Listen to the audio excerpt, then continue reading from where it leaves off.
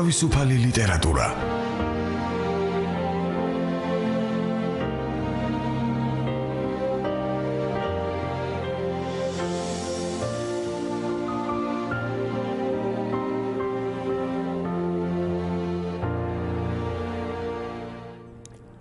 მოგესალმებით საზოგადოებრივ რადიოზე პროექტი თავისუფალი ლიტერატურა, რომელიც გულისხმობს სპონტანურ წამყვანებს და თაგეგმილ სტუმრებს. ამ აზრით მე გახლავართ ამ შემთხვევაში ერთგვარი სტუმარ მასპინძელი გიორგი კეკელიძე, ჩვენი სტუმრები გახლავართ კინოცენტრის ხელმძღვანელი ქალბატონი ნანა ჯანელიძე და წიგნის ცენტრის წარმოადგენელი ქალბატონი მაია დანელია.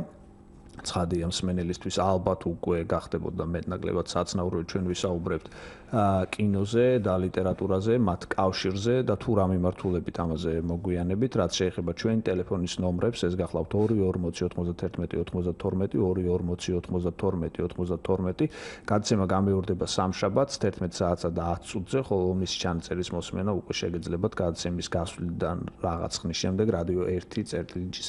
რაც შეეხება ჩვენი გადაცემის თემას, მე მივესალმები კიდევ ერთხელ სტუმრებს, მსმენელს და გამცნობებთ, რომ არის ასეთი ძალიან მნიშვნელოვანი პროექტი, რომელიც მე ვფიქრობ, რომ არის როგორც ლიტერატურისთვის, ასევე კინოინდუსტრიისთვის, ამ შემთხვევაში გულისხმობ ბუნებრივია ქართულ ეროვნულ კინოინდუსტრიასა და ლიტერატურას საეტაპო და გულისხმობს კონკურსს, რომელიც თავის მხრივ გულისხმობს იმას, რომ სპეციალურმა ჟიურიმ უნდა შეარჩიოს მე-20 საუკუნეში გამოცემული ქართული ლიტერატურული ნაწარმოებები, იგულისხმება პროზა ან დრამატურგია, რომლის ეკრანიზაციაც იქნება შესაძლებელი სწორედ კინოცენტრის მხარდაჭერით.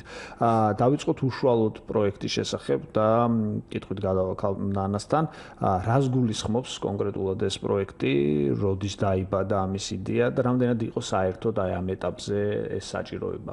ანუ გვაქვს თუ არა ჩვენ თქვათ ამის ფუფუნება, განვითარებულია თუ არა კინოინდუსტრია ისე, რომ თქვათ უკვე ჩვეულებრივ უკვე დაწერილ ტექსტებში დაიწყოს ძებნა, თქვათ თავისი თავის, თუ პირიქით სწორედ განვითარებას უწყობს ეს ყველაფერი ხელს.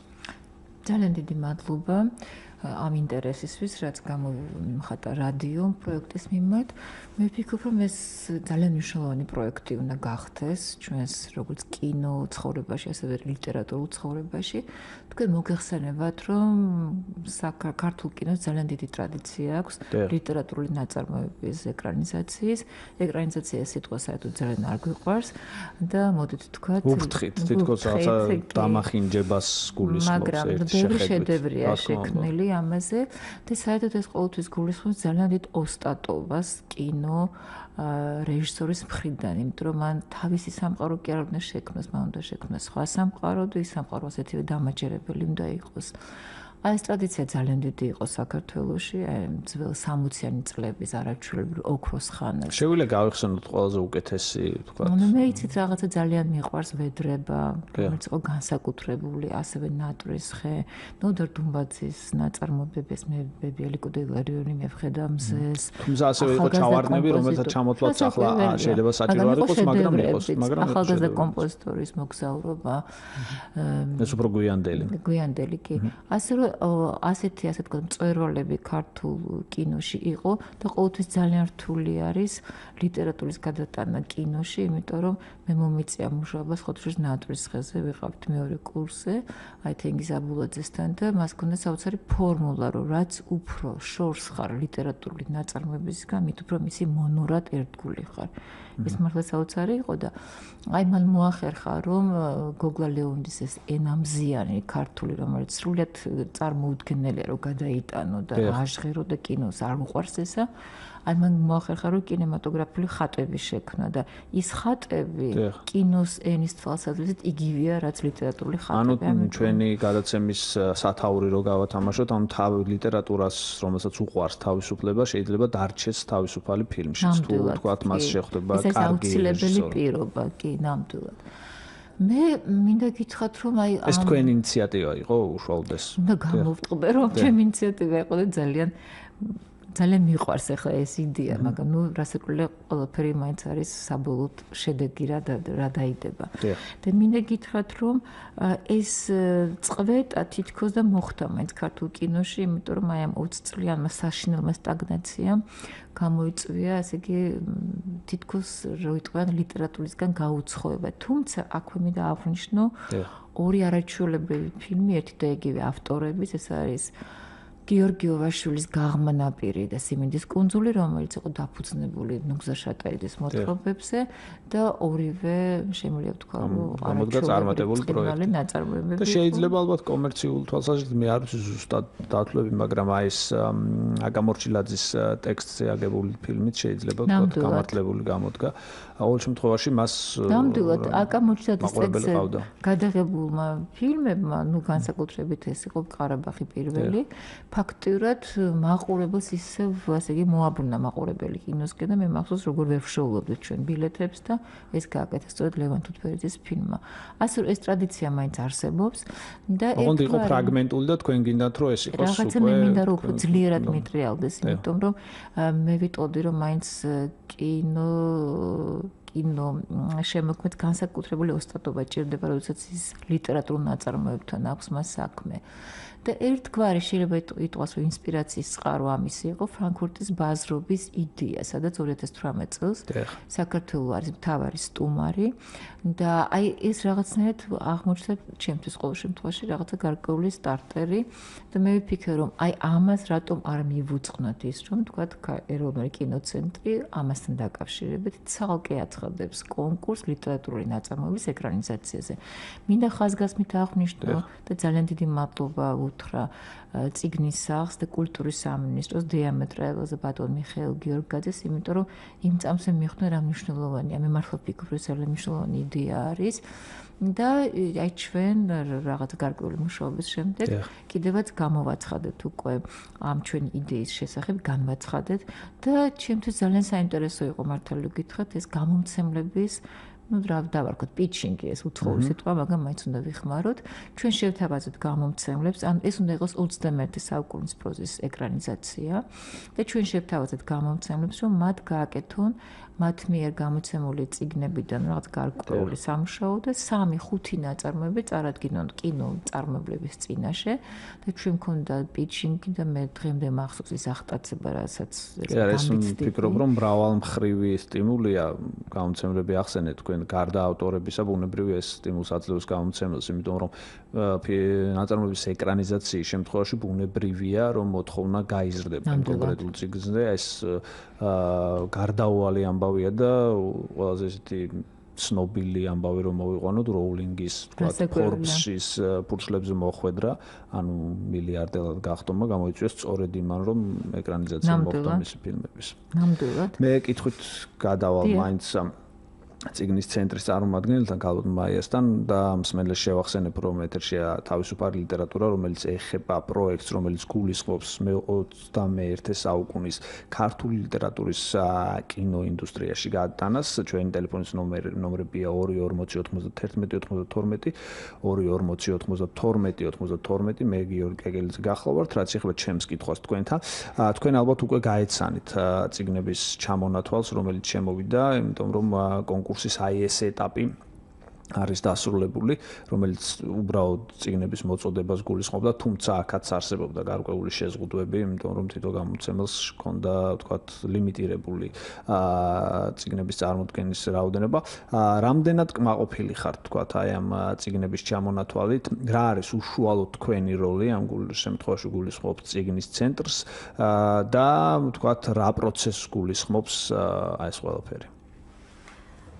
ნუ პირველის ყოვლისა ნება მომეცით მივესალმოთ თქვენს მსმენელებს. როდესაც ქალბატონმა ნანა ეს თავისი ინიციატივის შესახებ აზრი გაგვიზიარა, ბუნებრივია წიგნის ცენტრი მიესალმა ამ აზრს და ჩაერთო ამ პროცესში. ეს გახლავთ ერთობლივი პროექტი, როგორც თქვენ უკვე მოახსენეთ მსმენელებს და ცენტრმა თავის თავზე აიღო რამდენიმე ფუნქცია. პირველი გახლდათ ის, რომ ჩვენ დაუკავშირდით გამომცემლებს და ვთხოვეთ მათ, რომ მოემზადებინათ მოკლე სინოფსისები. მინდა გითხრათ, რომ საკმაოდ შესანიშნავი იყო ის ფაქტი, რომ დიდი იყო აქტივობა გამომცემელთა მხრიდან, წარმოდგენილი იყო 23 იანვარს გამართულ პიჩინგზე დაახლოებით 18 გამომცემელი. მათ შესაძლებლობა ჰქონდათ წარმოედგინათ არაუმეტეს 5 ნაწარმოებისა, თუმცა ბუნებრივია ნაკლები რაოდენობის ნაწარმოების პრეზენტაციაც შეიძლებოდა მოეხდინათ, მხოლოდ ლიმიტი იყო ის, რომ 3 ნაწარმოების ზეპირი პრეზენტაცია განხორციელდა. დაახლოებით 64 ნაწარმოების სინოფსისი მივიღეთ, აქედან ზეპირი პრეზენტაცია განხორციელდა 45 ნაწარმოების შესახებ. მე აქვე მინდა აღვნიშნო ისიც და არ მინდა ის რომ გამორჩეს იმ ნაწარმოებთა შორის, რომლებიც ჩვენ გამომცემლებმა მოგვაწოდეს და პირობა იყო ის, რომ ბუნებრივია ამ გამომცემლობების გამოცემები უნდა ყოფილიყო ეს ნაწარმოები.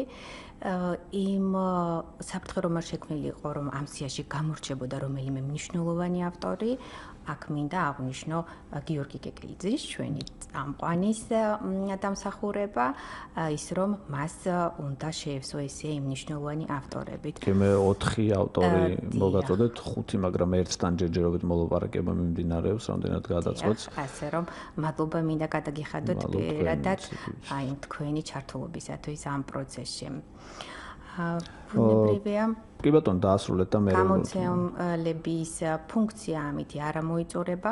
მე როგორც ვიცი ბატონო ნანა ապრილში იგეგმება ვორქშოპი, რომელსაც უცხოელი კონსულტანტი ჩაატარებს და ალბათ ბუნებრივია სცენარისტებს აქვთ იმისი უფლება, რომ მიიღონ ამ კონკურსში მონაწილეობა, თუმცა ისინი უკვე დამოუკიდებლად დაუკავშირდებიან გამომცემლებს და გამომცემლებიც აი ამ ვორქშოპში რაღაც გარკვეული თვალსაზრისით მონაწილეობას მიიღებენ. კი ბატონო. მე მექნება ერთი კითხვა და შემდეგ თქვათ ალბათ შეგვიძლია ამ დეტალებზე გავაგრძელოთ საუბარი, ჩვენ დრო ნამდვილად გვაქვს ქალბატონასთან. უბრალოდ მსმენელისთვის და მაყურებლისთვისაც, რომელიც ინტერნეტში მიადევნებს შემდეგ თვალს ჩვენს გადაცემას, რომ იყოს უფრო ნათელი პროცესი. არა მარტო თქვათ აი ამ კონკრეტული პროექტის, არამედ ზოგადად რას გულისხმობს ლიტერატურული ტექსტის ეკრანიზაცია, რომ დაახლოებით აი ეს ნაბიჯები რომ აუხსნათ, რომ თქვათ პირდაპირ არ გადადის, რომ ამას ჭირდება, თქვათ, ჯერ ინსცენირება, ეს ყველაფერი რომ რაღაც თვალსაზრისით ცხადი გავხადოთ ჩვენი მსმენელს, რომელთა ნაწილმაც შეიძლება იცის კიდეც, მაგრამ კარგი იქნება, თქვათ. იცით რა ჩვენ დავყავით ეს ეტაპებად და საკმაოდ დიდი დრო მივეცეთ, იმიტომ რომ აი ეს გამომცემლების მიერ მოწყობილი პიჩინგი იყო ერთგვარი ანკესი გადაგდებული პროდიუსერებისთვის. მათთან ცალკე კონდათ შეხვედრა მე მგონი. ასეკულა ჩვენ კონდათ, დიდი მადლობა აი წიგნის ეროვნულ ცენტრს, რომელმაც მოგვიწყო ეს შეხვედრა და გამომცემლები მინდა გითხრათ, რომ მართლა ძალიან დიდი ენთუზიაზმით შეხვდნენ ამ საქმეს და ჩვენ კიდევ ახალი გეგმებიც აგვაქვს, მაგრამ ეს შემდეგ და გამომცემლებმა მოაწყოს პიჩინგი და ფაქტურად მათ მიმოიხილეს და ერთგვარი აი კვინტესენცია გააკეთეს თითოეული ნაწარმოების, ხანდახან კიდე მწერლის მიერ შექმნილი ნაწარმოებების, რომელიც შეიძლება გაერთიანდეს სინოფსისები მოგაწოდეს. დიახ, ერთ დიდ ნაწარმოებს, მოთხრობების მიხედვითაც შეიძლება რომ შეიქმნას ერთი ნაწარმოები და თემატიკა ერთია. ეხლა მე არ მინდა ვიღაცა ხაზი გავუსო და გამოვყო, მაგრამ მახსოვს და ეხლაც მახსოვს ის მწერლები, რომ ძალიან საინტერესო იყო ეს და გამომცემლებს ამისთვის დიდი მადლობა, იმიტომ რომ დიდი ცოდნით გააკეთეს. აი შემდეგ როგორ ხდება, თქვათ, აი ლიტერატურული ტექსტი არსებობს. ამის შემდეგ ის მიდის რეჟისორთან თუ არსებობს, თქვათ, სცენარისტის ინსტიტუტი ჩვენთან, რომელიც ამას დაამუშავებს თუ უშუალოდ ავტორი, რატო გეკითხებით ეს თქვენც იცით და მაშინც აღნიშნეთ შეხვედრისას, რომელსაც მეც ვესწრებოდი, რომ ავტორები ცოტა ესე მძაფრად აღიქვამენ ტექსტთან შეხება. ძალიან რთული არის ავტორისთვის ტექსტთან შეხება, საერთოდ უმთავრესად ავტორი გაყედის ხოლმე თავის უფლებებს და ის აღარ ერება ტექსტში. ეს სხვა ქვეყნის მაგალითებს ჩვენთან შეიძლება ცოტა და ჩვენთანაც ესეთი პირობა არის, რომ ფაქტობრივად პროდიუსერი არის ამ შემთხვევაში, მაინც მთავარი მოთამაშე, ან რეჟისორი პროდიუსერი და მას აუცილებლად უნდა ქონდეს უფლება მოპოვებული ან გამომცემლისგან ამ წერილისგან. მაგრამ აი საზღურების ადარსებობს, ხომ არ არსებობს რამე წესი, რომელიც თქვა გულისხმობს აი ამ საზღურებს სადამდე შეიძლება თქვა ტექსტი შეცვალოს, ან მაშინ თუ მთლიანად შეცვალა რა აზრი. იმის გამო რომ რასაკროლია ამაზე ასეთი ზუსტი წესები არ არსებობს, მთავარი წესი არის რომ ის გაძლევს უფლებას, ის აღარ ერევა. მინდა გითხრათ რომ თუნდაც გოგლა ლეონიძის ნატრის ხე დაწერილი იყო რეზო ინანიშვილის მიერ, ანუ ერთი დიდი მწერლის ნაწარმოები, მეორე დიდმა მწერელმა აქციას. ანუ სცენარი ამის კითხვა მინდა, სხვა სპეციფიკა არის. აბსოლუტურად სხვა სპეციფიკაა და უმთავრესად წერას ძალიან უჭირს. ის კი არა დრამატურგსაც კი უჭირს სცენარის. თუმცა გვახსოვს კარგი შემთხვევები იგივე რეზო გაბრიაძის, რეზო ჭეიშვილის შემთხვევაში, როცა ისინი ახერხებდნენ, თქვათ რეჟისორთან რეზო მუშაობას. გაბრიაძის საწყისი მან სცენარისტობა იყო და მე აღმოჩნდა წერალიც არის. ამიტომ ჩვენ ესე გადავწყვეტეთ, რომ ჩვენ მოვიწვიეთ და მოვიწვევთ უკვე გვაქვს მოლაპარაკება პროფესიონალთან, ფრანკთან, რომელსაც ამ ტიპის ადაპტაცია ქვია მას, წიგნის ადაპტაციის სცენარის მას ვორქშოპებს, სემინარებს ატარებს იერუსალიმში, ტურინში და ის დიდი სიამოვნებით შეგვერთება ჩვენ. ეს კი რა არის ახლა მთავარი? 10 თებერვალს გამოცხადება კონკურსი და ამ კონკურსში მონაწილეობა შეუძლიათ მიიღონ პროდიუსერებს, რეჟისორებს, ან პროდიუსერებს, სცენარისტების ჯგუფს. ჟიური თქვა დამალულია თუ იცით რა, მე ძალიან მინდა რომ ჟიური იყოს თავიდანვე გამოცხადებული, თუმცა საკმაოდ სირთულეებია აქვს, იმიტომ რომ ისე შედგენილია უკვე. ჩვენ იცით, აი ხა ფორმირება ხდება. ჩვენ შევთავაზეთ წიგნის სახს, რომ მათ წარმოადგენენ 2 ლიტერატორი და ჩვენ მხრიდან იყოს 5. ერთი რა მომენტია იცით რომ რახანაკ ჩვენ გვაქვს საქმე უფლებებთან, პარტნიორებთან, ინტერესთა კონფლიქტთან, ხშირად რთულია ხოლმე სანამ შეივსება, ესე იგი სასცენარო, ასე ვთქვათ, კალათა, უბრალოდ ეს პროექტების კალათა, რომ განსაზღვრო. ამიტომ ჩვენ წინასწარ ახლა მოლაპარაკებას რომ ვაწარმოებთ ჟურის წევრებთან, ვეუბნებით რომ რასაკვირველია მისი ნაწარმოები არ უნდა იყოს შემოტანილი, არ უნდა იყოს ის გარკვეულ ინტერესთა კონფლიქტში სხვასთან. გამომცემელთან არ უნდა თანამშრომლობდეს პირდაპირ მნიშვნელობით. ბევრი რიგი მიზეზების არის და ცოტა შეიძლება ამან გაგვიჭიან რო საქმე, მაგრამ მე ძალიან მინდა რომ წინასწარ იყოს ჟური გამოცხადებული, რომ ის ვისაც შემოაქვს კონკურსში თავისი პროექტი, თავიდან ვიცოდეს რომ აი ეს ჟური იქნება და თუ მას უნდა ენდოს და თუ არ უნდა ნუ არ შემოიტანს ნაწარმოები. კი ბატონო, ჩვენი მოთხოვნა რომ მათ წიგნიდან გააკეთონ 25 გვერდიანი, ამას ქვია ჩვენს ენაზე ტრიტმენტი, ანუ რაღაც გარკვეული ამონარიდი არა, დაწურული კი 25 ისა, აი ეს ჟური გადაარჩევს ამ პროექტებიდან 5 პროექტს და შემდეგ ამ 5 პროექტს იქნება საშუალება რომ გამითარდეს, რაღაც გარკვეული თანხა გადაეცემა ჩვენი მხრიდან და ამასთან ერთად კვლავ ჩაუტარდებათ მათ უცხოელ პროფესიონალთან ვორქშოპი, სადაც იქნება ლაპარაკი აი ამ კონკრეტული ნაწარმოებების ადაპტაციის, აი განვითარების ეტაპებზე.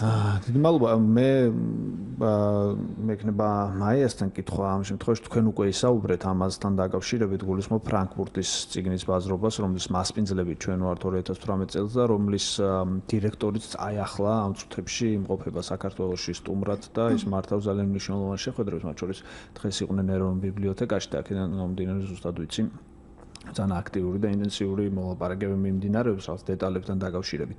რამდენად იქნება ვთქვათ აი ამ ბაზრობის მესვეურებისთვის ეს გზავნილი მნიშვნელოვანი, თუნდაც იმიტომ რომ ჩვენ ძალიან ბევრი რამე გვაქვს დასამტკიცებელი ჯერჯერობით ქვეყანას, რომელსაც აქვს ძალიან საფუძვლიანი პრეტენზია რომ ის არის კულტურული ქვეყანა. აი რას ამბობენ ისინი ამასთან დაკავშირებით, უთხარით თუ არა უკვე რომ თქვა გზავს ინიციატივა იყო. მოგეხსენებთ. ჯერ მინდა რამდენიმე სიტყვა გითხრათ მათი ვიზიტის ფარგლებში გამართულ ღონისძიებებთან დაკავშირებით. მსმენელებისათვის ალბათ საინტერესო იქნება რომ დავაზუსტოთ ერთი ინფორმაცია.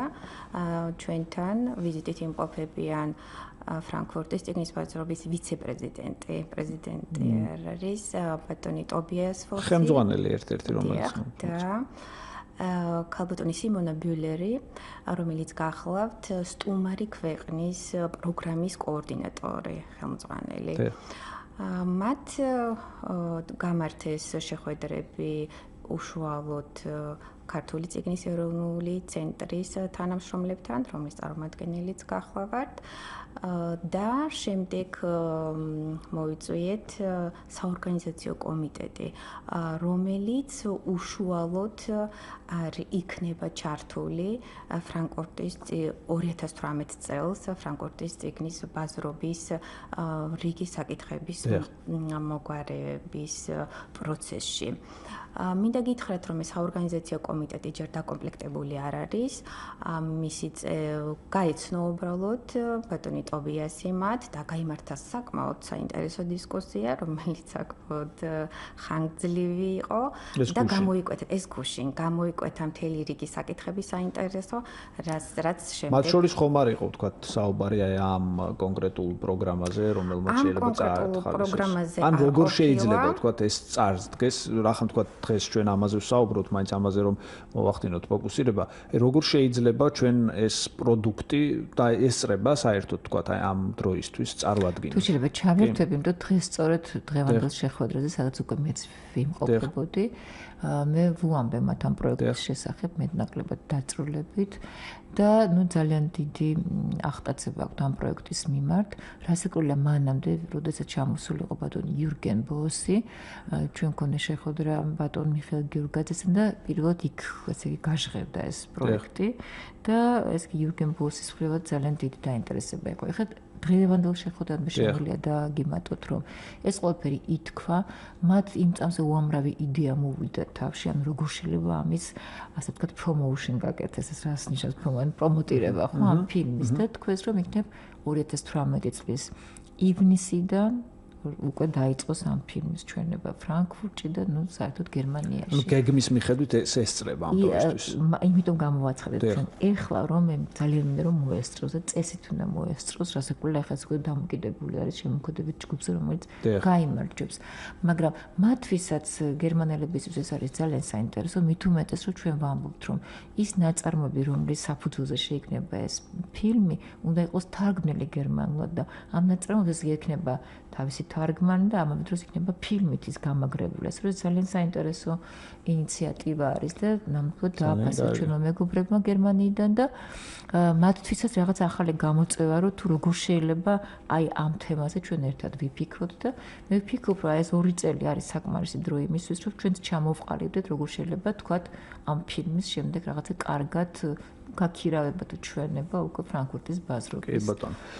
მე მსმენელს შევახსენებ მაინც რომ ჩვენი გადაცემა ეხება ძალიან საინტერესო პროექტს, კონკურსს, რომელიც გამოაცხადა წიგნის ცენტრმა და კინოცენტრმა ერთობლივად. და კულტურის სამინისტრომ. და კულტურის სამინისტრომ ბუნებრივია ეს ორი უწყება შედის საერთოდ კულტურის სამინისტროში და გულისხმობს 21 საუკუნის ქართული ტექსტის, ასე ვთქვათ, რახან შეიძლება კომპილაციაც იყოს და არა მარტო რომანი, ეკრანიზაციას. ჩვენი ტელეფონის ნომერი არის 2409192 მე გახლავართ გიორგი კეკელიძე, ჩემი სტუმრები გახლავართ კინოცენტრის ხელმძღვანელი ქალბატონი ნანა ჯანელიძე და წიგნის ცენტრის წარმომადგენელი მაია დანელია, რომელსაც სურდა ახლა რაღაც ის თქმა. მე უბრალოდ მინდა დავემატებინა, რომ როდესაც ჩვენ ეს იდეა გავუზიარეთ ქალბატონ სიმონ ბიულერს, მისთვის ეს სიურპრიზით აღმოჩნდა გარკვეულწილად, იმიტომ რომ აქამდე ასეთ ფორმატში ლიტერატურულ ნაწარმოებზე შექმნილი ფილმის ჩვენება პრაქტიკულად არ განხორციელებულა ამ ბაზრობაზე. შესაბამისად ეს ჩვენთვის შეიძლება ძალიან საინტერესო იყოს. რა თქმა უნდა, იმიტომ რომ ჩვენ სულ ფიქრობთ, რომ აი რითი შეიძლება იყოს ახლებურად წარმოდგენილი ჩვენი ქვეყანა ბუნებრივია გვაქვს ისეთი კულტურული მემკვიდრეობა და ლიტერატურულიც, მაგრამ აი ეს ელემენტიც რომ იქნება წარმოდგენილი. კი ბატონო, მე თქვენთან მექნება კითხვა, მაგრამ ბუნებრივია ეს კითხვა შეიძლება ორივე თქვენგანს გულისხმობდეს, რადგან ფრანკფურტის ბაზრობა უშუალოდ მე თვითონ ვარ ნამყოფი და ერთხელ იყო ჩემი წიგნის პრეზენტაციაც ფოკუსირებულია ცოცხალ ავტორებზე. და არა მაინც 21 საუკუნის ავტორებს. ამ შემთხვევაშიც ცოცხალ ავტორებს იგულისხმებს კონკურსი, თუ თქვა შეიძლება ოთარ ჭილაძის ტექსტები იყოს წარდგენილი. იცით რა, ამ მხრივ არის სრული თავისუფლება, ჩვენ ვკითხავთ, ეს არის 21 საუკუნეში გამოქვეყნებული და შექმნილი ნაწარმოები, ასე რომ ოთარ ჭილაძე იყოს და სხვა დანარჩენ ჭაბო ამირეჯიბიც და ირმა ტაბელიძეს და ყველა. ანუ გარდაცვლილიც და რასაკვირველია. ცოცხალი მწერლებიც. 2000 წლიდან. 2000 წლის შემდეგ. ალბათ საინტერესო არის ბიუჯეტიც და ტექნიკური დეტალები, რას გულისხმობს ეს ყველაფერი, რამხელა არის ბიუჯეტი და გულისხმობს თუ არა ეს ბუნებრივია თანადაფინანსების მოპოვების აუცილებლობას. იცით რა, ეს 2016 წელს გამოცხადდება უკვე კონკურსი ფილმწარმოებაზე და ისიც მინდა ვთქვა, რომ ყველა შეუძლია მიიღოს მონაწილეობა, ვინც ასრულებს ამ მთავარ პირობას, რომ უნდა იყოს 21 საუკუნის პროზის ეკრანიზაცია. ანუ იმ პროექტებს, ვინც მონაწილეობს ჩვენს აი ამ განვითარების მასში, პროცესში და იმათაც, ვისაც არ მიუღიათ მონაწილეობა, მაგრამ მაინტერესებთ და მოკიდეს ხელი თანამედროვე პროცესს, ასე რომ აბსოლუტურად თავისუფლები არიან, ჩვენ არანაირი შეზღუდვა არ აგვაქვს. ჩვენ დღევანდელი გადმოსახედიდან და საერთოდ ძალიან რთულია ჩვენს ქვეყანაში მომავალ ბიუჯეტზე საუბარი, იმიტომ რომ პოტენციური თანხას გულისხმობ ამ შემთხვევაში. ჩვენ ვფიქრობთ, რომ ეს იქნება ის ჩვეულებრივი თანხა, რაც არის ხოლმე საერთოდ კინოცენტრის მიერ გამოყოფილ თანხაში, ანუ ეს არის 500.000 ლარი, რომელიც გულისხმობს ნორმალური ბიუჯეტია. ეს ნორმალური ბიუჯეტია, რაც გულისხმობს, რომ როდესაც პროდიუსერს ხელში აქვს უკვე ეს თანხა, მას თავისუფლად შეუძლია იმოძრაოს საერთაშორისო ფონდებში, რომ მოიწვიოს და მოიზიდოს კიდევ მეტი თანხები. ასე რომ ეს იქნება საწყისი კაპიტალი. თუმცა ისიც მინდა ვთქვა, რომ ჩვენ რახან 5 პროექტთან გვექნება საქმე და ეს 5 პროექტი განვითარდება, დანარჩენ პროექტებს ჩვეულებრივ ფილმწარმოების კონკურსში შეუძლიათ მიიღოთ მონაწილეობა, იმიტომ ისინი უკვე რაღაცა გარკვეული პროცესი ექნებათ გავლილი და განვითარებული. ასე რომ მე ვფიქრობ, რომ ბევრ სფეროს წაადგება ეს. ანუ როგორც ამბობენ ხოლმე, რომ თქვათ რაღაც ხანდახან უსამართლოდ რო თქვათ აქ გამარჯვებული და დამარცხებული არ არსებობს, ამ შემთხვევაში ცოტა უფრო მართალი იქნება ეს ამბავი, იმიტომ რომ ბევრი რაღაც მომზადდება სხვების პოტენციური გამარჯვებისთვის. ხო არ გინდოდათ რამის თქვა? არა და მე ვფიქრობ, რომ თქვენ კარგად აღნიშნეთ, რომ გამომცემლების გააქტირობამ გამაახარა მე და რა თქმა უნდა ეს მათთვის არის სერიოზული ბონუსი ყველა შემთხვევაში. იმიტომ რომ ის წიგნი ფაქტიად უბრუნდება, ესე იგი მკითხოს უკვე წიგნის ფილმის სახით და ეს კიდევ ახალი იდეები არის ხოლმე, ამიტომ მგონია რომ მართლა რაღაცა დიდ სფეროს ვფარავთ ახლა ჩვენ. კი ბატონო, რაც შეეხება ჟანრებს, მე მგონი რომ მე როდესაც ვესწრებოდი ამ შეხვედრას იყო დისკუსია, ვთქვათ, აი ამ ჟანრებთან დაკავშირებით რამდენად სწორად იყო შერჩეული. გულისხმობ ამ შემთხვევაში იმას, რომ ძირითადად მოწოდებული იყო რომანი, მე მგონი ნოველების ან მოთხრობების ერთობლიობა და დრამატურგიული ტექსტი, ხო? და თავიდან არ იყო, მე მგონი ფანტასტიკა და ფენტეზი შესული. ახლა მე შეცვლილება შევიდა თუ აქ. იცით როგორი ის არის, რომ მე ნამდვილად ვფიქრობდი, რომ ეს ფანტასტიკა არის ფენტეზი, ეს კი რაღაცა გარკვეული ეს კითხვა შემთხვევით არ დამისვამს ბიუჯეტის კითხვის შემდეგ, იმიტომ რომ როგორც წესი ასეთი ტიპის ფილმები გულისხმობს კოლოსალურ ბიუჯეტს. ამიტომ ჩვენ თავიდან ვთქვით გამომცემლებთან, რომ თავი შეიკავეთ ისტორიული ნაწარმოებების, რომლებიც ძალიან კოსტუმირებული, ასე ვთქვათ, ფენტეზიდან და ჰორორისგან, იმიტომ რომ ეს ძალიან დიდ ბიუჯეტთან არის. თუმცა იქვე გამოჩნდა გია ქარჩხაძე, რომელსაც ყავს საინტერესო ავტორი ნატო დავითაშვილი. ავტორი ყოლია, სამწუხაროდ არ ვიცნობ, აი ახლა ამ პროცესში გავეცადი და მართლაც არაჩვეულებრივი არის. და გიამ თქვა, რომ რატომ უნდა შეგვზღუდოთ ჩვენ, როცა ჩვენ ყავს კარგი ავტორი და ამ ავტორით დაინტერესებულები არიან პროდიუსერები გერმანიიდან. რასაკვირველია ჩვენ იმ წამს მოვხსენით ეს შეზღუდვა და საერთოდ ყოველთვის იდეა ფიქსი არ იყო, ეს იყო იქიდან გამომდინარე, რომ უბრალოდ ბიუჯეტის გათვალისწინება. მაგრამ საინტერესო ის იყო, რომ საერთოდ ყოველთვის დისკუსია საინტერესოა, იმიტომ რაღაც ახალი იდეები მოდის და უნდა ყოველთვის შეცვალო ის რაც თქო გადაწყვეტილი გაქვს. მაგრამ საინტერესო ის იყო, რომ თვითონ გიამ აღარ მიიღო მონაწილეობა, იმიტომ რომ აღმოჩნდა, რომ მისი უცხოელი პარტნიორები უკვე რაღაცა კარგად მოკიდეს ხელი ამ ნაწარმოებებს, ისინი აღარ არიან დაინტერესებული ქართული წარმოებით და ნამდვილად მოსალოდნელი არის, თუ არაჩვეულებრივი არის ეს ნატო დავითაშვილის ეს ნაწარმოებები. გასაგებია, აი ეს ბოლო ამბავი ჩემთვისაც სიახლე იყო. ახლა მე მაინტერესებს რა, ანუ გარდა ვთქვათ აი ამ ინიციატივისა, რომელიც უშუალოდ ვთქვათ კინოცენტრის და ქავტონ დანჯანიძის მიერ იყო წარმოდგენილი, მანამდე ხომ არ ქონია კინოცენტრს წიგნის ცენტრს უკაცრავად დამოუკიდებლად მცდელობები, ან დღესაც ხომ არ აქვს რახან ახსენა, ვთქვათ, ქავტონ ნანამ სხვა შესაძლებლობებიც ხომ არ განიხილავთ თქვენ როგორც ამ შემთხვევაში გარკვეულწილად ყველაზე მძლავრი ლიტერატურული აგენტი ქვეყნის თქვენი ორგანიზაცია თქვათ სხვა შესაძლებლობებსაც თუ ეს იყო ერთადერთი რომელიც თქვათ ამ შემთხვევაში თქვენთვის საინტერესო აღმოჩნდა კინოსთან დაკავშირებით. მე ვიცი რომ თქვენ ხართ აქტიურად ჩართული თქვათ ქართული წიგნის თარგმნასთან დაკავშირებით.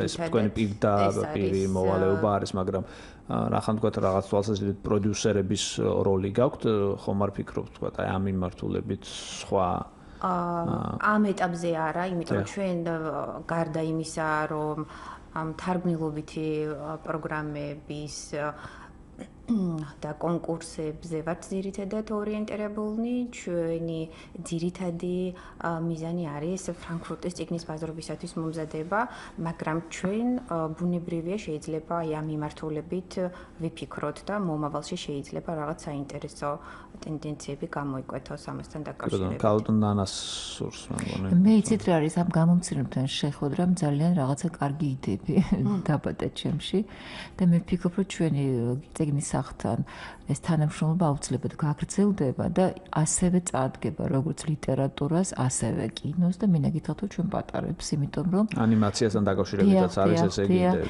იმიტომ რომ იცით რა ჩვენ პრობლემა გვაქვს ამ ანიმაციაში, იმიტომ რომ ძალიან დიდი ტრადიციები ხო ეს ყველაფერი დაიღუპა, აღარ არის სტუდენტ უამრავი და ჩვენ ორი წელი. და ძალიან ბევრი ახალგაზრდა არის, რომელსაც აქვს სურვილი, მე ვიცი, ანიმატორობის და მცდელობები. მუდმივი პრობლემა არის ჩვენთან ყველა სფეროში და ანიმაციაშიც სცენარი.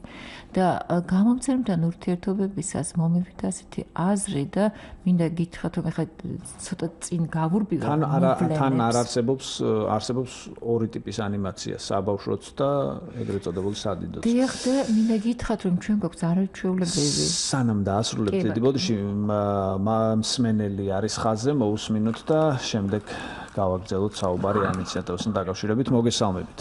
საღამომშვიდობისა. ყველა სიკეთეს გისურვებთ წამყვანსაც და სტუმრებსაც. მადლობა თქვენც ასევე. უხმის პატივისცემას გიდასტურებთ სამივეს და მინდა მოგმართოთ ამ შესანიშნავი კონკურსის დამფუძნებლებსა და მონაწილეებს.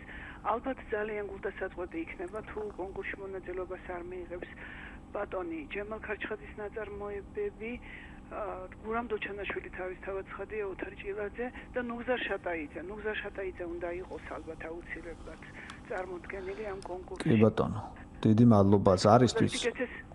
ყველა სიკეთეს გისურვებთ და წარმატებული ყოფილიყოს თქვენი პროექტი. დიდი მადლობა თქვენც ასევე. მე დავამატებ კითხვა და შემდეგ გავაგრძელოთ ბუნებრივი ანიმაციასთან დაკავშირებით მსჯელობა. რახან თქვათ ქალბატონმა ახსენა მნიშვნელოვანი ავტორები და მათ შორის ახსენა ნუგზარ შატაიძეც და ჩვენ გადაცემის დასაწყისში ვთქვით აკა მორჩილაძესთან დაკავშირებით, რამდენად აქვთ იმ ავტორებს შანსი, რომელთა ტექსტები უკვე იყო ეკრანიზებული, თქვათ ისევ მიიღონ მონაწილეობა აი ამ ტიპის კონკურსში თუ რახან თქვათ გარკვეულწილად მათი სახელი ამ თვალსაზრისით ცნობილია, ასპარეზი უფრო ახალ ტექსტებს დაეთმობა. არა, ჩვენგან არანაირი შეზღუდვა არ არის, ეს არის დამოკიდებული შემოქმედებით გუნდზე, რომელმაც უნდა მოკიდოს ხელი და ეს არის მათ აქტიობაზე, მათ ინტერესებზე დაფუძნებული. საერთოდ ნუგზარ შატაიძის ხსენებისთვის დიდი მადლობა, იმიტომ რომ ზუსტად რამდენიმე ხნის წინ კინოცენტრში იყო მისი იმ მოთხრობების პრეზენტაცია, რომლის მიხედვით გიორგი ობროშმა გააკეთა ფილმები. ანუ ზუსტად ნუგზარ შატაიძე არის ის არაჩვეულებრივი მაგალითი, რომ კარგ პროზაზე კარგი კინონაწარმოები შეიქმნა და ეს მოხდა ზუსტად აი მაშინ ქალბატონ მაიას ვკითხავ, კი ბატონო გასაგებია რომ კინოცენტრს არ აქვს შეზღუდვები, მაგრამ რამდენად შეიზღუდეს საკუთარი თავი ამ ხრივ გამომცემლებმა. ანუ იგივე ტექსტები ხომ არა წარმოუდგენიათ მეთქი, რომელიც შეიძლება მაგალითად იგივე თქვათ ყარაბაღი წარმოადგენს კიდევ ერთხელ. ანუ გარკვეულწილად მე რამდენად ვიცი მე თვითონაც ჩავხედე ამ სიას, მაინც თავი აარიდეს თქვათ იმ ეკრანიზებულ ავტორებს. რაც შეეხება ანიმაციას რო გავაგრძელოთ. ხო და იცით რაღაცა აი ამ გამომცემლებთან შეხვედრის შედეგად მე ვფიქრობ, ნახე ცოტა ადრე ვაცხადებ ამ შესახებ, მაგრამ ჩვენ გვაქვს არაჩვეულებრივი იდეა არსებობს. ქართული ქართული საბავშვო წიგნებით, თავის ძალიან კარგი საბავშვო ტექსტებით, ძალიან კარგი მხატვრებით, თუნდაც ეს ლექსები, ნოდა დუმბაძის, გივი ჭიჭინაძის, რომელიც ბავშვებს ძალიან უყვართ, მე ხა გულისხმობს სკოლამდელი ასაკის ბავშვებს და ეს ლიტერატურულ ზღაპრებს გულისხმობთ, მათ შორის ასევე აი სალამურას თავგადასავალი ძალიან პოპულარული იყო თავის დროზე. და ამიტომ სოციალურ ჩვენ მქონდა საუბარი ბატონ მიხეილ გიორგაძესთან, კულტურის მინისტრთან და მასაც ძალიან დიდი სურვილი აქვს, რომ რაღაცნაირად შეგვიწყოს და შეუწყოს ხელი საბავშვო ანიმაციის განვითარებას, ასე რომ მე ვფიქრობ, რომ მაია ჩვენი შემდეგი პროექტი იქნება უკვე საბავშვო, ესე გამომცემლებთან ერთად საბავშვო ანიმაციაზე ფიქრი და ეს ალბათ მოხდება ძალიან მალე, ესეც ასევე მოსამზადებელია ეს პროექტი და ასე რომ ჩვენ ბავშვებს გქონდეთ ეს გაცოცხლებული სარაჩვენებელი პოეზია, გათვლები, ზღაპრები, რომელიც აქვს ქართულ ლიტერატურას, გინდა ხალხურს, გინდა. და აქ შეიძლება მე მგონი უფრო მეტი გამარჯვებულიც ვყავდეს, ხო? იმიტომ რომ თლად ასე ძვირად ღირებული ეს საქმე არა, ანიმაცია გიორგი ძალიან ძვირია. ანიმაციას აკეთებ. პაწაწუნა ფილმს დავაკეთეთ, შეიძლება რაღაცა საინტერესო მივიღოთ, ნახოთ აბა. ასაკები ეს არის საკმაოდ რთული პროცესი ყველა შემთხვევაში, მაგრამ ძალიან მნიშვნელოვანი, იმიტომ რომ მე კიდევ ერთხელ ვიმეორებ, დღეს საგამომცემლო ინდუსტრია ნამდვილად დგას ეკრანიზაციაზე, მე ვგულისხმობ ბესტსელერებს დიდწილად მსოფლიოში. და ეს გარდაუვალ ამბად იქცევა ნელ-ნელა საქართველოსთვისაც და ასე რომ თქვა თუ კი წინ სწრებით ჩვენ უკვე მოვემზადებით მსგავსი გამოწვევისთვის, რომელიც გულისხმობს იმას, რომ გამომცემელს შეიძლება შემდეგ მართლა რიგები დაუდგეს, აი ამ კონკრეტულ ტექსტთან დაკავშირებით, ცხადია, ძალიან კარგი ამბავია და მნიშვნელოვანი ამბავი. მაია, მე მაინტერესებს სხვა ინიციატივების შესახებაც და ცხადია ქალბატონსაც ვკითხავ, პარემ რახან დრო გვაქვს, აი უახლოეს პერიოდში რას გეგმავს ციგნის ცენტრი, რომელიც გაცილებით ახალგაზრდა ორგანიზაციაა, ვიდრე კინოცენტრი ბუნებრივია, ის არ არის დიდი ხანი რაც შეიქმნა, აი ამ ფორმით ყოველ შემთხვევაში, რითაც თქვენ ახლა ფუნქციონირებთ. მოგახსენებთ, ბუნებრივია, ჩვენ ძირითადი სფერო არის მთარგმნელობითი პროგრამები. პირველი მნიშვნელოვანი რაც გახლავთ ეს არის ქართული ლიტერატურა თარგმანებში. მეორე პროგრამა არის ქართული ლიტერატურის უკვე უცხო ენებზე თარგმნა და სიახლე რაც გვაქვს 2014 წელს ჩვენ გამოვაცხადეთ საცდელი თარგმანები. საცდელი თარგმანები მიზნად ისახავს იმას, რომ მოხდეს ახალბედა მთარგმნელების წახალისება.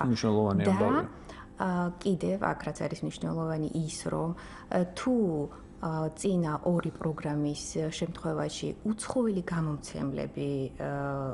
გამომცემლებს აქვთ იმისი უფლება, რომ დაგვეკავშირდნენ, აქ საცდელ თარგმანებთან დაკავშირებით თვითონ თარგმნელს ან ავტორს აქვს იმისი უფლება, რომ შემოიტანოს განაცხადი. შესაბამისად, საკმაოდ ფართო შესაძლებლობა ეძლევა. ეს კონკურსი უკვე გამოცხადებული არის? ეს კონკურსი უკვე გამოცხადებული არის. მინდა გითხრათ, რომ 5-ში დასრულდა განაცხადების მიღების თარიღი გახდათ და საკმაოდ ბევრი განაცხადი მივიღეთ, იმდენიც კი რომ ამ შემთხვევაში ჟიურის მოშრაობა რას გულისხმობს? ეს არის დაფარული ტიპის ჟიური თუ მოგახსენებთ, ცენტრს ყავს თავისი სამეთვალყურეო საბჭო, ეს განაცხადები დახარისხების შედეგად შემდეგ უკვე წარსდგება საბჭოს წინაშე და გარდა ამისა, სანამ საბჭომდე მივა ეს განაცხადები, კერძოდ საცდელ პროგრამაზე მაქვს, საცდელ თარგმანებზე მაქვს საუბარი, ის ეგზავნებათ უცხოელ ექსპერტებს, ენა აქ შეზღუდულია, არის გერმანული ან ინგლისური. ლინგვა ფრანკა არის ერთად არჩეული. საცდელ თარგმანებთან დაკავშირებით და დანარჩენ შემთხვევაში შეზღუდვა არ გვაქვს ენის. და მხოლოდ ამის შემდეგ, როდესაც ექსპერტები თავენ შეფასებას შეგვატყობინებენ, ამის შემდეგ უკვე სამეთვალყურეო საბჭო გადაწყვეტს იმ შეფასებების მიხედვით, თუ რომელი პროექტი დაფინანსდება და რომელი არა. და რაც შეეხება თვითონ ფრანკფურტის წიგნის ფესტივალისთვის წიგნების თარგმნას, აქ როგორ არის საქმე? ანუ აქაც ავტორის ან გამომცემლის ინიციატივით ხდება წარდგენა თუ თქვენ თვითონ არჩევთ წიგნებს? არა. უცხოელ გამომცემელს შემოაქვს განაცხადი თუ რომელი ქართველი ავტორის თარგმნას სურს. ნუ ქართველ პროდიუსერს ან გამომცემელს არ აქვს ამის შესაძლებლობა, რომ თქვათ როგორ უნდა მოხდეს უცხოელ გამომცემელთან. ხო. რაღაცნაირად ალბათ თვითონ უნდა დააინტერესოს უცხოელი გამომცემელი, რომ შემდეგ უკვე ამას გულისხმობს, რომ თქვენ ესე იგი შუამავლის ფუნქცია არ გაქვთ. თქვენ მხოლოდ იღებთ ჩვენ საჯარო უწყება ვართ და ჩვენი როლი ალბათ არც არის ის, რომ უცხოელ გამომცემლებს შევთავაზოთ ესე თუ ის ავტორი. ალბათ რთული იქნება სახსენილი ის, რომ აი რატო ვთავაზობთ ამა თუ იმ კონკრეტულ ავტორს. სამხრივ ესე იგი არის გამომცემლების უცხოელი გამომცემლების ეს მათი პრეროგატივაა. თქვენი გეგმები სხვა მიმართულებით ორიოთ სიტყვით რო ვთქვათ, რას გულისხმობს უახლოეს მომავალში? იცით რა ჩვენ დავისწავლეთ კიდე გვაქვს ეს ასე ვთქვათ რუტინული, თუმცა ძალიან ამაღელვებელი ეს კონკურსები. ეს ყოველწლიური, ახლა ჩვენ გამოსაცხადებელი გვექნება დოკუმენტური ფილმების, ანიმაციური ფილმების, მოკლემეტრაჟიანი ფილმების კონკურსები. გარდა მაგისა სცენარის განვითარების კონკურსი, ანუ როდესაც უკვე ეხმარება სცენარის განვითარებაში, ასევე გვინდა გამოვაცხადოთ მონტაჟის სემინარი, რომელიც ძალიან გვიჭირს მონტაჟიც.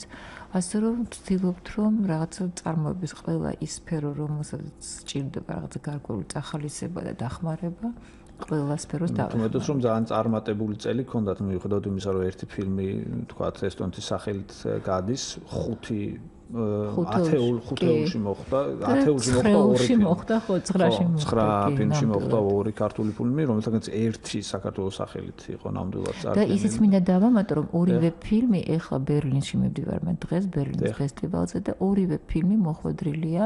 იქ არის ესეთი გალა დაჯილდოება, საუკეთესო ღირებული ფილმების დაჯილდოება, ასე ვთქვათ და ორივე ფილმი მოხვედრილია ამ ღირებული ფილმების სიაში. ქართულ ლიტერატურასაც უსურვებ იგივე ცოტა რთული ამბავია, იმიტომ რომ ხა ამ მასშტაბის კონკურსებში ჯერ ქართული წიგნი არ ყოფილა წარდგენილი სამწუხაროდ. ბოლო პერიოდში თუ არ ჩავთვლით ორ ავტორს, ჭაბუ ამირეჯიბს და ოთარ ჭილაძეს, რომელიც არც ისე ახლო წარსულში იყო წარდგენილი და ფინალისტებში მოხვდა და უსურვებ რომ ასეც მოხდეს. რაც შეეხება თქვათ კინოს, მე მესმის რომ ეს დამთხევა ბუნებრივი არ არის, მაგრამ წყალებში გამოვიყენოთ, კარგი დამთხევა მოხდა, რომ თქვათ ორი ფილმი კიდევ ერთხელ ამოვფრთხილებ თქვა ცხადი ერთი ფილმი ამ შემთხვევაში შესაძლოა სახელი გავდო, მაგრამ მთლიანად თქვა ქართული თქვა ესეთი ამბით არის ეს ყველაფერი გაკეთებული. აი მომავალი რას გვიქადის მეთქი ამას მომავ გვაქვს თუ არა კიდევ თქვა შესაძლებლობები და შანსები, რომ ასეთი წარმატებული წლები იცით რა ეს თუნდაც რომ თქვა რომ ეს რეჟისორები აი სამზარეულოში იყურებით და იცით რა პროდუქტები შეიძლება შეიქმნას. მე ვფიქრობ რომ რასაკურია გვაქვს ერთი ეს ორი რეჟისორი ახლა სიმწიფის ხანაში იმყოფება და ორივეს აქვს თავისი პროექტი და ორივე პროექტი დაინტერესებულები არიან უკვე უცხოელები. გარდა ამისა, აი ეხლა დასრულდა კონკურსი, სადაც ასევე გაიმარჯვა ორმა, ახალგაზრდა რეჟისორმა, ასევე ძალიან წარმატებულმა. იცით, ჩვენ ეხლა გვაქვს ეტაპი, როდესაც გვიჭირს დაფინანსება, თორე ნიჭი ნამდვილად აი ფეთქავს და გვახარებს. ასე რომ მე ვფიქრობ, რომ თავარი ჩვენი პრობლემა არის, რომ სახელმწიფო და ნამდვილად დარწმუნებულია, რომ სახელმწიფო ძალიან ახტაცებულია იმ შედეგებით, რაც ხდება, რომ მეტი დაფინანსება გაიღოს კინოსთვის, იმიტომ რომ ეს არის დარგი, რომელიც არის დასაქმება, კულტურა, სახელი, პასპორტის ცხოვრებაში და უდიდესი სფერო არის, ესე იგი ერთდროულად არის კულტურა და ამავე დროს არის ბიზნესი და ადამიანების დასაქმება. ამიტომ მე ვფიქრობ, რომ სახელმწიფო თან მიხვდება, რომ ძალიან მნიშვნელოვანია. მაგრამ ეს პროდიუსერების როლი რამდენად არის მნიშვნელოვანი? ძალიან დიდი არის და მინდა გითხრათ, რომ ეს ხო სრულად ახალი დარგია ჩვენთან. ეს კოპროდუქციის ფენომენი. 5-6 წელია, რაც ჩვენ დავიწყეთ, ასე ვთქვათ, ამ ასპარეზზე გამოსვლა და რამდენიმე პროდიუსერი ყავს სულ, აი თითზე ჩამოსათვლილი ახალგაზრდები, მაგრამ ნუ რას იზამე ხა თან ალბათ გაიზრდებიან, როდესაც არის მოთხოვნა, მაშინ ჩდებიან სწორედ ადამიანები, ასე რომ მე ვფიქრობ, რომ ამ დარგშიც ნელ-ნელა დავდგებით ფეხზე. კი, ჩვენ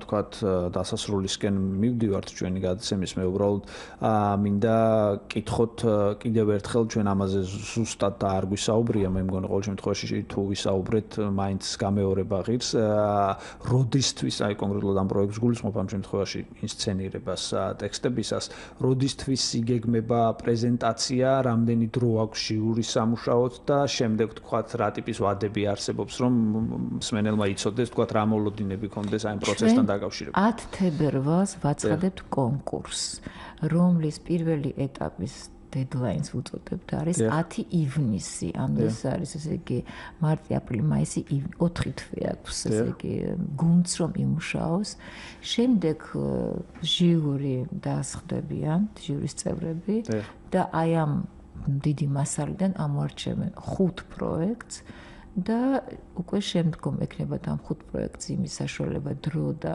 ძალიან მწირი, მაგრამ მაინც თანხები, რომ კიდევ დაახლოებით 4-5 თვე იმუშაო. ძალიან მოკლე კითხვას დაგისმევთ, ანუ თეორიულ შემთხვევაში უარე შემთხვევას გულისხმობ, თუ კი არ გამოჩნდება ვთქვათ თანა დაფინანსება.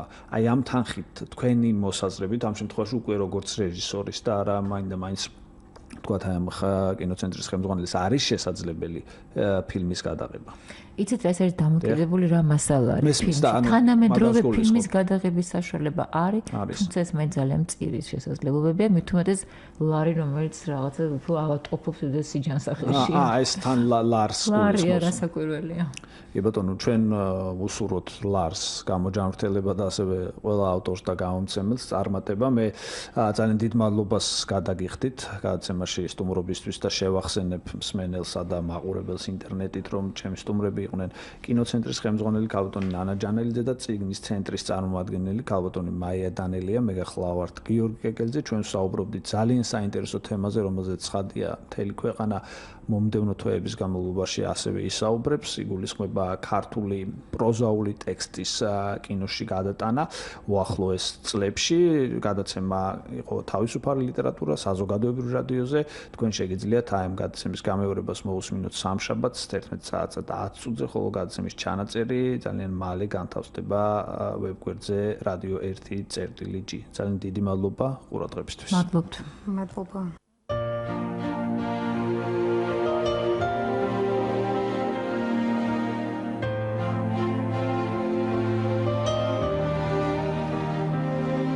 თავისუფალი ლიტერატურა